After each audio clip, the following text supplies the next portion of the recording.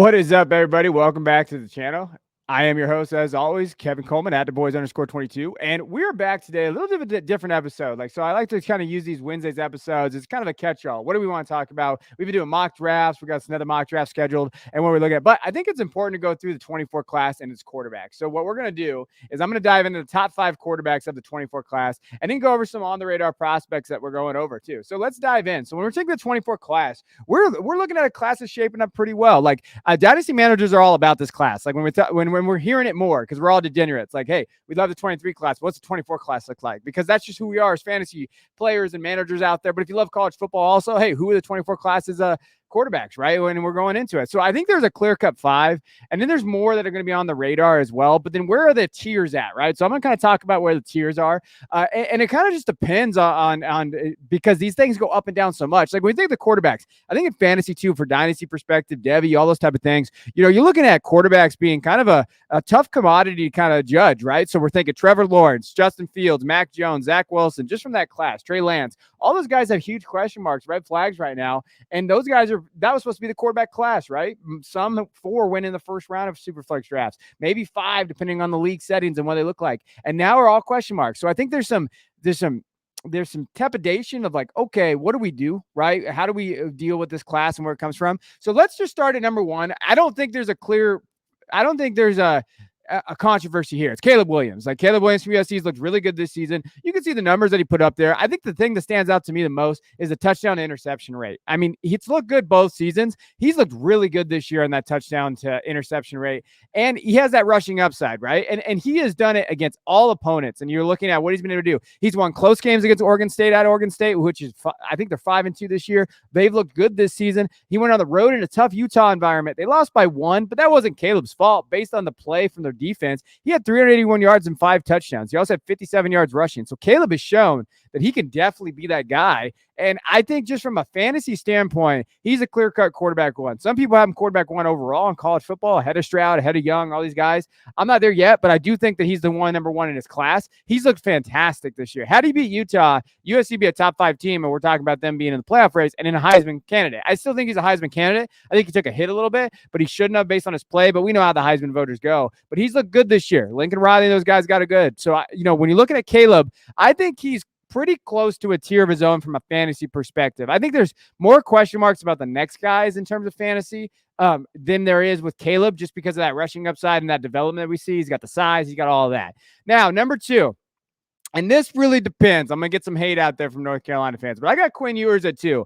I know he didn't look good last game. So against Oklahoma State, if you missed it, 19 for 49. He had a 38% completion percentage. That is absolute garbage, right? 2 touchdowns, 3 interceptions. I think one big thing to learn about Quinn and to understand about him is that was his first true road game. And it was loud, 11th ranked Oklahoma State. He came in there, and I will say this. I'm not a expert at this. I don't track all the stats like PFF in terms of drop balls, but damn it, his receivers dropped about 11 billion balls. Like I cannot even tell you how many balls did they drop that game. So I'm not going to put all the blame on Quinn there. I do think he's got to play better, but he has shown that he can play Oklahoma, Iowa State. Like he's done all right. I think if he would have begun that game in Alabama, he would have won that game. So I do think Quinn deserves to be up here, but I think he's in the same tier as the next guy. So I'm not talking about and tiers is the thing that matters to me. Rankings are kind of overrated. I put him in rankings here because it's easier just to say, hey, these are our top 5 guys. But he's in a clear tier with somebody else. And I would not hate if you put this next guy ahead of him because I've been a stan of his for a while. But Quinn is there. I like to see him in a bit of an improvement, right? So I think his decision-making at times,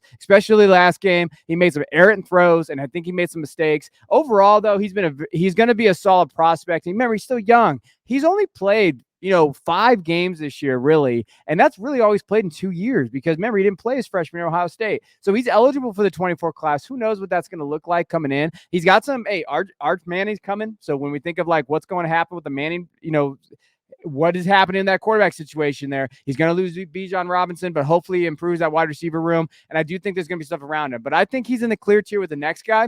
So when we're thinking of all right, where are our tiers at? Now we have Drake Maye. Drake Maye has been absolutely fantastic this year. Now he's had to throw a ton. So when we're thinking of attempts, right? He has 231 attempts this season. So he's definitely thrown more. But he's done well. 70% completion percentage, 2,200 yards, 24 touchdowns, 3 interceptions. And you know what? North Carolina has a shot to play an ACC title game. It looks like they are. I mean, they're undefeated in the ACC right now. They beat Duke last weekend. So 38-35, close game. I mean, that defense is going to give up a ton of points.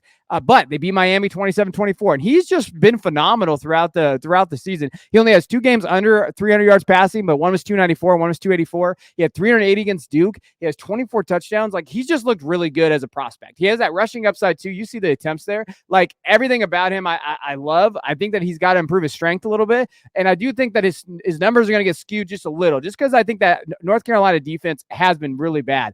But from a quarterback standpoint, you can't hate on this kid for what he's been able to do. And we've been a fan. Me and Christian Williams have been a huge fan of Drake Maye since before his freshman year. We were touting him. And so we're gonna talk about that. But I do think he's number 2 or 3. It depends on your ranks and where you have. I think if you have Quinn ahead of Drake, you're looking at it from a perspective of upside ceiling play, whereas Drake, like, hey, this is probably what he is, which is a very fantastic quarterback, and he's a first-round guy right now based on his numbers. But I do think Quinn, just based on his pedigree, his recruiting pedigree, everything is there. So really, to me, it can flip-flop. I do not care. I think that all 3 of these guys, though, are first-round draft picks. So when we're thinking of this, Caleb, Quinn, and Drake, they're all first-round guys, in my opinion. They're all guys that can definitely step up.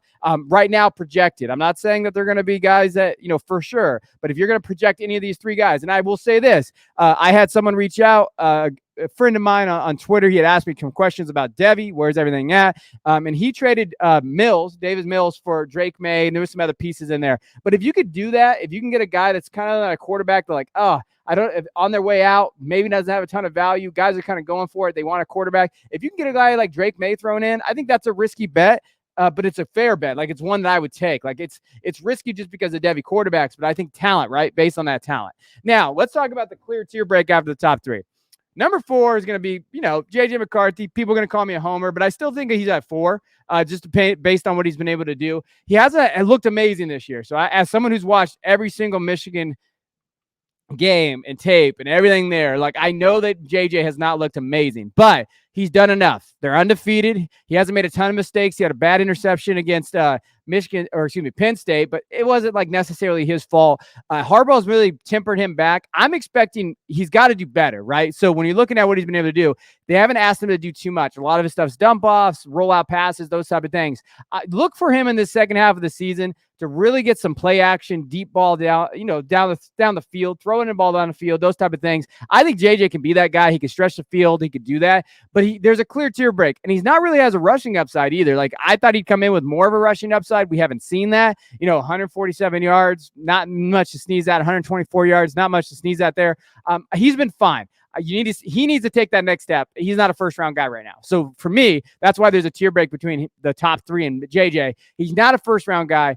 Could he get there? Yes, absolutely. I think he can get there, but he's got to take that next step in his development, and he hasn't done that yet. Now, number 5, and this is a guy that we were high on. I'll be honest. Like, I really like Jaxson Dart. I still think Jaxson Dart has the tools. I mean, he's a big kid. He has that. He transferred from USC to Ole Miss. He's really had a shaky kind of outing as we looked at it. So he got the starting job, but he's been up and down. Vanderbilt, 3 touchdowns, 2 interceptions. Auburn, 3 touchdowns, interception. And then they had a huge game against LSU. Now, they've been really leaning on their rushing attack. Zach Evans, Quinshon Judkins, and kind of limiting Dart, like saying, hey, we're not going to let you make too many mistakes because you got those 7 interceptions. That's not something that you'd want to see. But they couldn't do that against LSU because Zach Evans dressed but didn't play. Judkins looked okay, but they needed him to throw. And then the day that they needed him to throw, he threw 55% completion percentage, an interception, took 3 sacks. He does have rushing upside. We've seen that. He actually has 2 games over 100 yards this year. So we've seen that with Jaxson. He's got to develop a lot. Like, he's got a lot of developing to do, a lot of growing up to do. Now, could he do it? Yes. He could do it. Like, when we're thinking of like what Lane's been able to do with quarterbacks, think of Corral and these guys. Like, he does have some developing to do. And you got to remember, he came into that system late. He got there late. He's got his recruiting when he transferred late. He's been there this summer. Yes, he's played, but there's some things that he needs to improve on. It wasn't like he was a finished product at USC. So there are things that, we need to see him do now. So when we're thinking of Ole Miss and what he's going to do, I'm not ready to just write him off yet. But I think in Devy, you're getting a little nervous based on what you use for him for value, right? Now, he's got a little bit of a tough opponent. If he can snap back and beat Texas A&M, and then he's got Alabama, Arkansas, Mississippi State. Realistically, Ole Miss should win 3 of their next 4. If they win 2, that's okay. But if they win 3 of the next 4, they lose to Alabama, but Dart plays okay. I think his Devy value stays okay. So just in terms of where he's at. But it's going to be a little nerve-wracking for a little bit. I'm not going to lie to you guys. It's going to be nerve-wracking where he's at. But I think he's 5. Now, let's wrap this up with the on-the-radar prospects. So a couple guys. Kyle McCord is still out there. Kyle obviously hasn't played because, when you're thinking of Ohio State, they got that guy C.J. Stroud. I don't know if you guys know him. He's pretty good. But Kyle McCord's out there. Now, from everything I've saw, just looking at the roster, who's going to start next year, all my Ohio State guys, and unfortunately I have a lot of them, a lot of good friends of mine, they think it's Kyle's job. It's Devin Brown's going to be there. They got a couple good recruits coming in, but they think Kyle's going to get the first shot. So if Kyle gets that shot, I think that you have to talk about him as a prospect, right? Because any Ohio State quarterback you have to talk about right now. Next guy's Jalen Monroe. We've kind of seen Jalen this season. So with Bryce getting hurt, we saw Jalen Monroe play a little bit. I think there's question marks about his ability to like elevate that offense. He got thrown into an offense that's built for Bryce, and he's not Bryce. So I think that's like, you got to take his play with a grain of salt. I thought he looked okay on the season, 29 for 48, 274 yards, 5 touchdowns, 2 interceptions. Against Texas A&M, he really struggled in that game when they made him throw, but he does have rushing upside. So Jalen is one of those kids. He's a big kid, ready to go. Like, he can play. He's probably going to get the start next year for Alabama, and that's, again, why he's on this list. Next guy's Preston Stone from SMU. I just like Preston. Again, when you're thinking of like guys outside of the Power 5, like who could maybe be that guy that steps up, Preston comes to mind. I think Preston might be able to, he's going to be in a high passing volume offense next year. He's obviously not going to, with what we've seen, he got thrown in there last game against Cincinnati, 6 for 15, 74 yards, a touchdown. I thought he looked okay in just what he was able to do. I don't know what's going to happen with Mordecai and everything there. So Preston's still there, 6'1", 209 freshman. Keep an eye on him. He's going to put up numbers, right? Next guy's Jake Garcia, a guy that I still tout. Like, I think Jake Garcia is pretty good. And, Miami's having to play him a little bit when we've seen what he's done there with Tyler Van Dyke going back and forth when we're thinking of injuries and we're thinking, hey, is he going to stay there? Like, there's a lot of question marks surrounding that Miami program right now as a whole. Cristobal's in a little bit of trouble. I saw some quotes from him. I thought it was pretty funny. But you know what? He had 198 yards, 2 touchdowns. He did throw 3 interceptions, so that's not great. You want to see him limit that. He's a young quarterback, though, from out here from California. So keep an eye on him. And the last guy is Brock Vandegrift. I don't know about Georgia quarterbacks, but he was up there. He's going to be competing there. Carson Beck, some other guys there. But Brock could be that guy to step up. So look for those on the radar prospects. So those are our top 5. Just to run through it again: Caleb, Quinn, Drake, J.J., Jaxson Dart, and there's on the radar prospects. We appreciate you guys tuning into the channel. Seriously, I can't thank you guys enough. Hit that like and subscribe button. We got more content on the way. Please go through our videos. Let us know what you do. Leave a comment below. Do you agree with the rankings? How far do you think Drake Maye is? Is there a quarterback controversy like between who should be number 1, or is Caleb the clear-cut number 1 guy? Let us know. We will comment back. Appreciate you guys. Check you guys next time.